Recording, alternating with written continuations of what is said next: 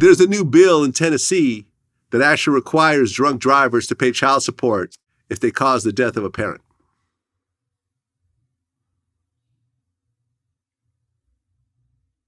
Fair. What do you think?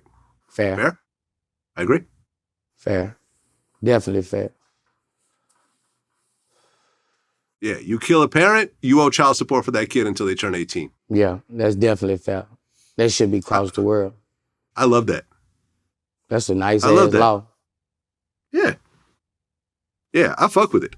I fuck with it. You know what other law you need to have? What's that?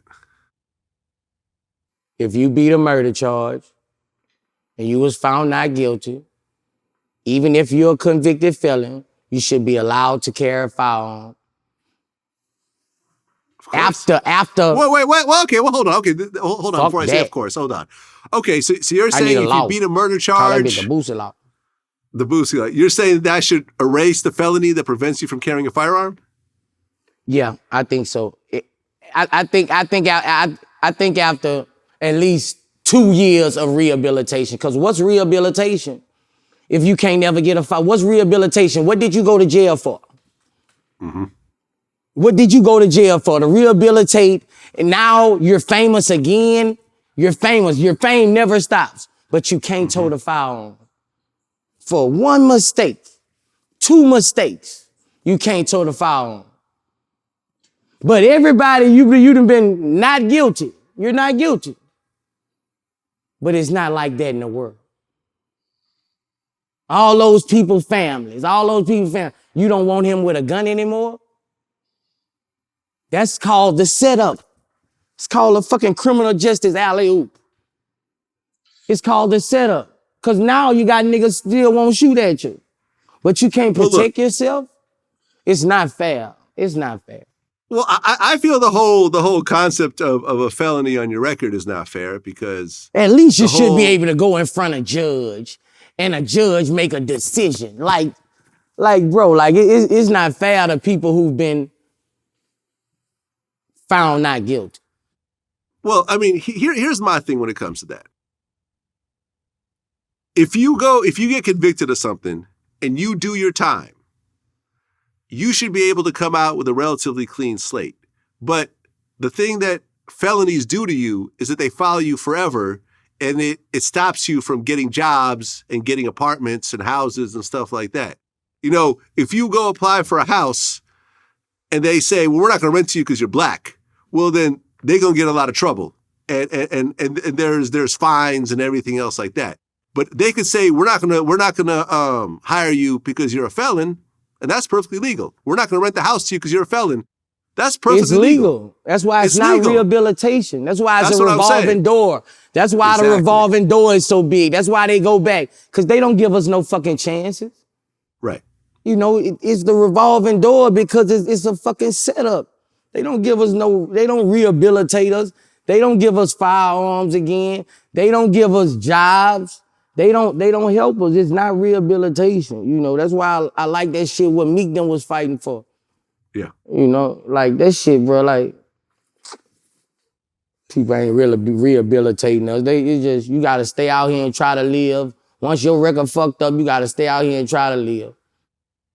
No, I think it's fucked up because you know what usually happens is a man gets out of prison with a felony. He can't get his own place. So what does he usually do? He gets with a woman. He gets with a woman who has to live with her in a place that's under her name. And when a fight happens, you know what she says? Get the fuck out of my house. Out of my house. You know what that does to a man, having a woman tell him that? So they got to put up with it. And they got to demean themselves. And they got to get with a woman that's probably not on their caliber, but she's the one that's going to accept whatever else. And you just build up that frustration and that anger and whatever else. And sooner or later, he'll act out and do the same shit that puts him right back in prison again. Man, this shit just, you know, that shit, they just do you that for you to come home early. Like, you know, they don't really rehabilitate us. You know, I got GED, everything on death row. Like, you know, that shit was got for my family and shit like that, and for, you know, to try to set a stone for my kids and let them know they gotta get their GED. I ain't get shit out there. I ain't get no rights from that. You know, like you don't get, I went to parenting class, all that shit. You know, daddy classes, all that shit you go to in fucking jail. You don't get rewarded for that shit when you come home, man. Yeah.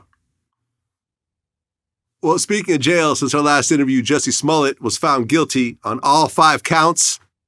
He was sentenced to 150 days in county jail, 2.5 years probation. And at the end, he said, to the judge, he said, if I did this, then it means that I stuck my fist in the fears of Black Americans in this country for over 400 years and the fears of the LGBTQ community. Your Honor, I respect you and I respect the jury, but I did not do this. And I am not suicidal.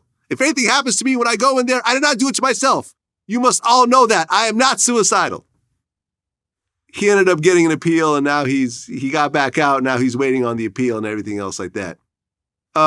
I did a poll, and I said, who's more honest, Donald Trump or Jussie Smollett? 77% of the people said Donald Trump is more honest than Jussie Smollett. What is your take on Jussie now that he's been found guilty? Shit, I think he got some love. With all the shit he started, 100-something days, like, I think, like, bro, just think if he had tattoos on his face and he was what if he was hanging around all the rappers and he was a movie star? And he had, tattoos and he was hanging around all the rappers and he was a movie star. And he would have set all that shit up and did all that shit. He would have got way more than 100 days. Yeah, he would have got way more than 100 days. He also has to pay back $120,000 to Chicago plus a $25,000 fine. So he has to pay back $145,000 because of all the bullshit that he did. Yeah, I don't think things worked out for him the way he planned. No, it didn't. But his character made him, skate off pretty easy. Yeah, I think it did. Yeah, man, I'm not sure. I'm not sure. At the end of the day, I think his character made him get off a little easy. Like, like if he was a thug, bro, like, or trying to be a thug, they would have showed him. Real shit, man. They would have showed him, dog. 100-something days, that's not shit. That's not shit. Like, bro, that's not shit, bro. Like, I think he got off pretty good. Yeah, I think that's relatively easy. And the judge said, well, no, wait, not the judge.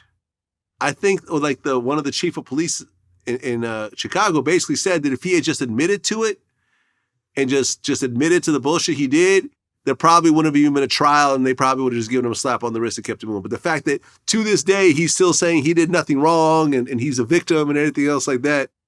I remember D.L. Hughley said that even blacks and gay people knew he was lying the whole time. All the groups that he was trying to appeal to were like, man, we ain't fucking with you, man. Come on, fuck out of here. There's people with real situations out there. You out here playing. Yeah.